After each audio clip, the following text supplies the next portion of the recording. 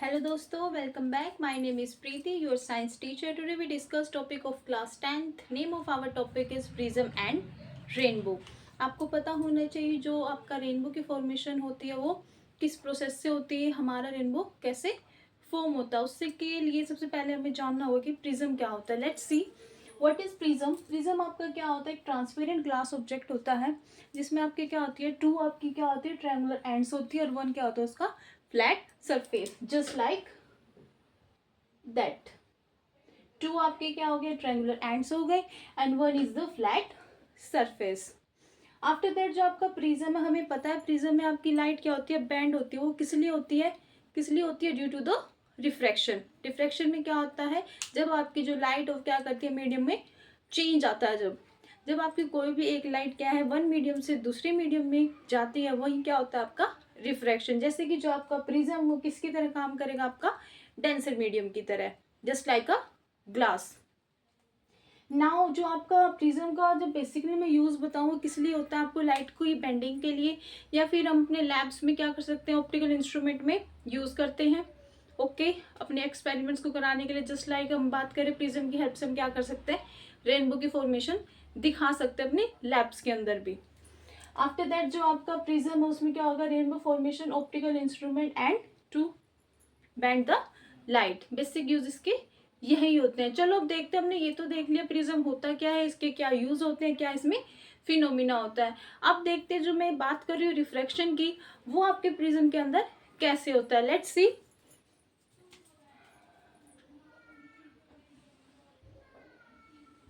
This is an prism. जो आपका बाहर की जो एरिया है वो किसकी तरह काम करेगा, रेयर मीडियम की तरह। लेकिन मैंने बताया जो आपका प्रिज्म है वो किसकी तरह एक्ट करेगा, डेंसर मीडियम की तरह। हमें पता है जो रेयर से जब डेंसर लाइट जाती है तो वो क्या करती है, नॉर्मल के पास आती है, टुवर्ड्स द नॉर्मल। बट जब डेंसर से रेयर जाती है तो कहाँ जाती है, नॉर्मल से दूर जाती है, अवे फ्रॉम द नॉर्मल। यही फिनोमिना यहाँ लगेगा।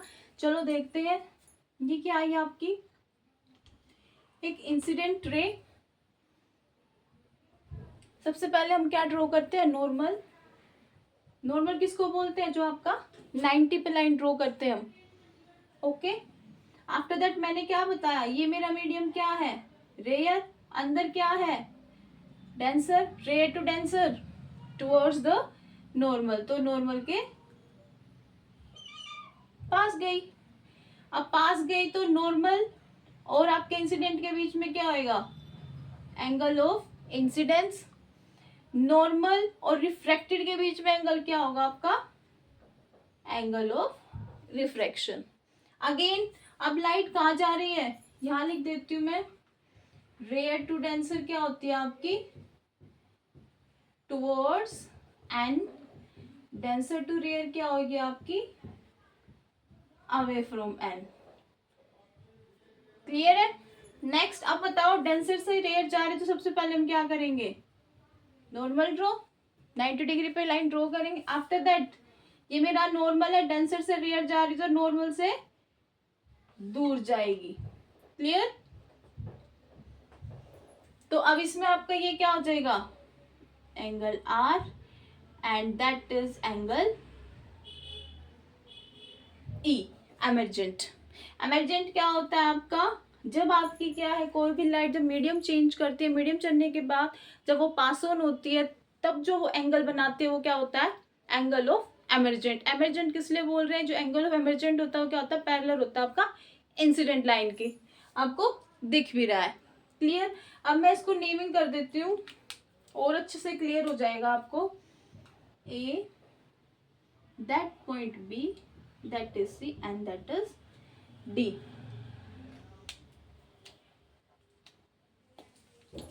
जो मेरा ए बी है यहाँ वो क्या है, मेरी इंसिडेंट रे है। बी सी मेरी रिफ्रैक्टेड रे है।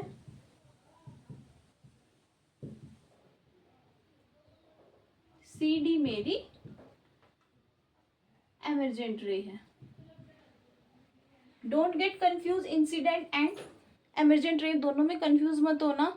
एमरजेंट रे भी क्या होती है आपकी, पैरेलल होती है इंसिडेंट के, similar similar.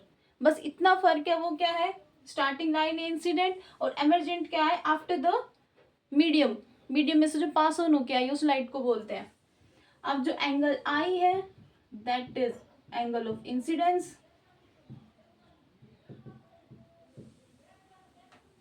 And angle r is angle of refraction,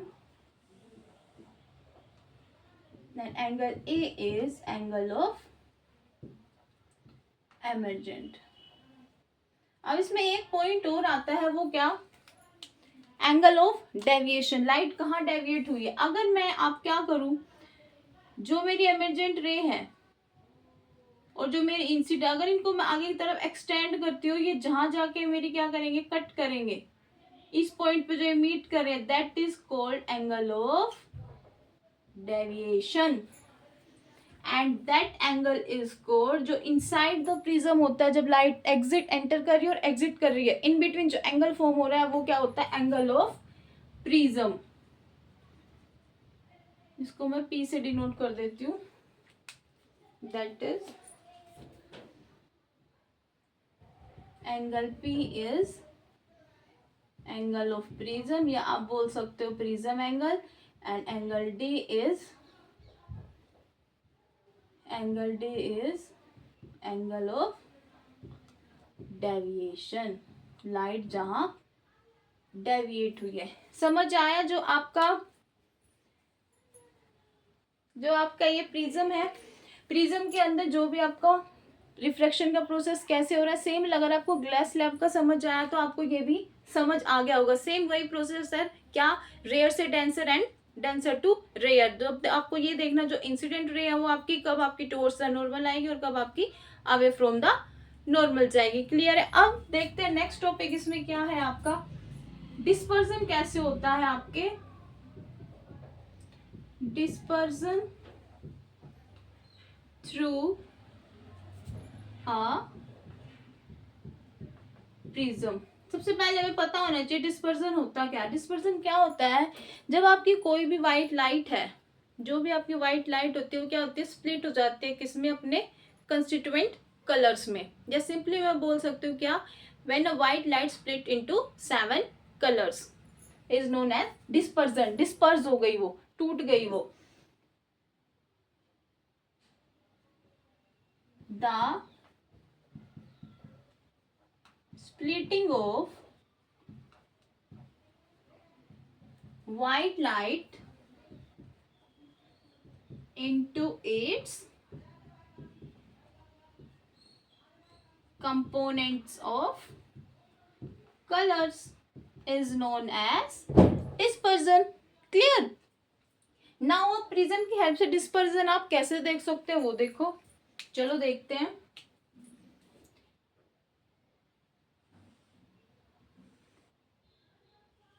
that is prism, आपकी क्या आई, व्हाइट लाइट आई, दैट इज व्हाइट लाइट। अब ये प्रिज्म के अंदर एंटर की, प्रिज्म के एंटर करने के बाद वो क्या हो जाएगी आपकी, किसमें स्प्लिट हो जाएगी आपकी, 7 कलर्स में।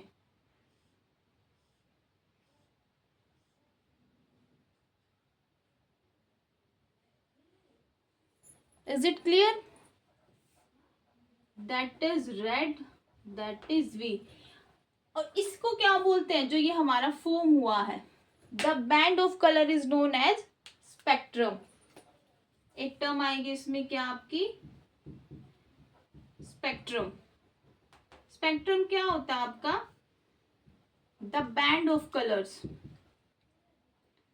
The band of colour is known as spectrum. और इसी स्पेक्ट्रम को हम क्या बोलते हैं, VIBGYOR, that is rainbow. VIBGYOR किस लिए बोल रहे हैं, VIBGYOR that is V violet, indigo, blue, green, yellow, orange and red. इसमें एक चीज पता होनी चाहिए आपको, क्या, जो आपका वॉयलेट कलर होता है उसकी क्या होती है, वेवलेंथ क्या होती है आपकी, कम होती है, इसलिए क्या करता है, मोर डेविएट, ज्यादा डेविएट होता है। बेंडिंग आपकी बुक में अच्छे से दिखा रखी है, वहां से आपको समझ आएगा जो मैं अभी बता रही हूँ चीज। और जो आपका रेड होता है, रेड की जो आपकी वेवलेंथ होती है वो क्या हो जाती है, ज्यादा होती है, इसलिए ये क्या करता है, लेस डेविएट होता है। डेविएट मतलब बेंडिंग। क्लियर। और इसी विबग्योर को हम क्या बोलते हैं, रेनबो। तो मैं बोल सकती हूँ क्या, जो आपका रेनबो होता है क्या होता है, मैं बात करूं, the band of colour is also called rainbow, that is 7 colours. जो आपका रेनबो होता है वो क्या होता है, आपका एक नेचुरल स्पेक्ट्रम होता है। वो किस लिए, क्योंकि जो हमारे रेनबो भी हमारा कैसे होता है, आपका जो सन की क्या होती है, व्हाइट लाइट होती है। क्लियर। अब वो क्या करती है, जो रेन ड्रॉप्स में क्या होगा, आपका रेन ड्रॉप्स किसकी तरह एक्ट करेगी, आपकी प्रिज्म की तरह। जब आपकी अगर मैं बात करूं, इसको मैं बोल सकती हूँ, जो मेरी ये व्हाइट लाइट है, ऐसे लगा देती हूँ, व्हाइट लाइट सन हो गया, प्रिज्म क्या होगी मेरी, रेन ड्रॉप। जो मेरा प्रिज्म वो रेन ड्रॉप की तरह काम करेगा, और फिर हमारे क्या बन जाएगा यहाँ, VIBGYOR, that is called our rainbow. Clear. एक बात और ध्यान रखना है इसमें, क्या हमेशा जो आपका रेनबो होता है वो कहाँ बनेगा, कब बनेगा, जब किसके उसमें बनता है, डायरेक्शन। डायरेक्शन आपको पता होनी चाहिए, सन के अपोजिट में हमेशा रेनबो की फॉर्मेशन होती है। क्यों बताया गया, अगर सन है, बारिश है, तो आपका रेनबो होगा। क्यों, आपको समझ आ गया वो किस लिए, क्योंकि व्हाइट लाइट है, कुछ ना कुछ उसको क्या चाहिए, रिफ्रैक्शन के लिए रेन ड्रॉप उसका काम करती है। रेन ड्रॉप क्या करती है, एक तरह का इंस्ट्रूमेंट की तरह एक्ट करती है, जिसमें क्या होता है, आपका ये रिफ्रैक्शन का प्रोसेस होता है, जैसे अभी मैंने बताया। और आपके बाद फिर क्या है, अपोजिट डायरेक्शन में क्या बनेंगे, आपके 7 कलर्स आपको दिखाई देंगे। और एक और बात, इसमें आपने कभी ये नोट किया होगा, जो आपके कलर्स के बीच में आपने कभी गैप देखा नहीं ना, ना ही एक दूसरे के ओवरलैप होते। वो क्यों नहीं होते, क्योंकि जो आपके प्रिज्म से जितनी भी लाइट पास हो रही है वो क्या हो रही है, अलग अलग एंगल से डेविएट हो रही है। कोई भी किसी पे ओवरलैप नहीं होता, और ना ही उनके बीच में कोई भी गैप आता है। ओके। अब इसके बाद आपने क्या है, एक आपके जो साइंटिस्ट थे इसाक न्यूटन, उन्होंने क्या किया, ही वॉज द फर्स्ट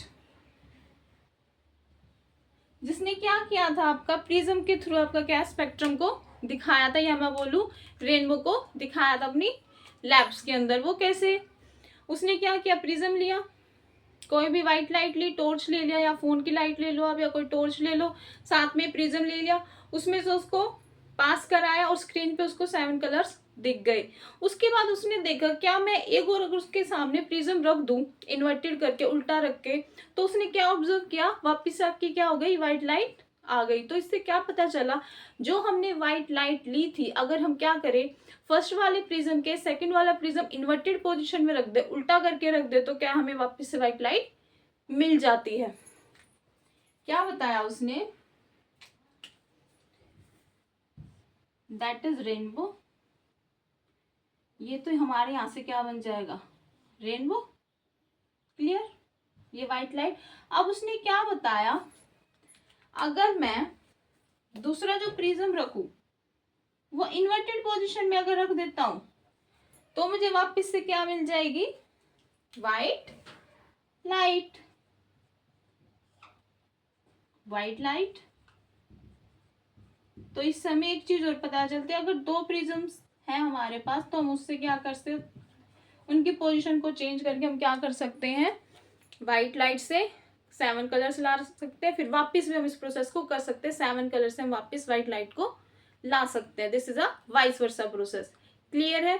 इस टॉपिक में आपका इतना ही था। प्रिज्म वाले में हमने देख लिया रेनबो की फॉर्मेशन कैसे होती है प्रिज्म की हेल्प से। आप घर पे भी ट्राई कर सकते हो अगर आपके पास प्रिज्म है तो। इतना सी क्यों बात किया, आपकी मार्केट से परचेज करके अगर आपको एक्सपेरिमेंट करना है तो आप कर सकते हो, बहुत ही ईजी है। या फिर आपको स्कूल्स में लैब्स में भी आपको बता देंगे।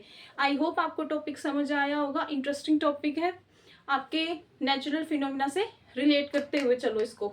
ठीक है, रेनबो सबने देख रखा है, सन भी देख रखी है, रेन ड्रॉप्स भी देख रखी है। अब उसको जब भी बारिश होए तब उसको क्या करो, साइंस से रिलेट करके चलो, भाई ऐसे ऐसे प्रोसेस हो रहा है। क्लियर, आपको और इजीली समझ आ जाएगा, कभी नहीं भूल पाओगे फिर इस चीज को। जब हम चीजों को क्या करते हैं, अपने आसपास की चीजों के साथ रिलेट करके चलते हैं, तब उन चीजों को भूलते नहीं, हमें वो अच्छे से याद रहती है, हमारे कंसेप्ट क्लियर होते हैं। ओके, सो इस टॉपिक में आज इतना ही। कल हम करेंगे एटमॉस्फेरिक रिफ्रैक्शन के बारे में, वो भी बहुत ही इंटरेस्टिंग टॉपिक है। उसमें भी हम पढ़ेंगे जो हमारे नेचर में काफ़ी चीज़ें हो रही हैं वो आपकी एटमॉस्फेरिक रिफ्रैक्शन की वजह से ही हो रही है। तो मेरे चैनल के साथ बने रहिए। Thank you so much.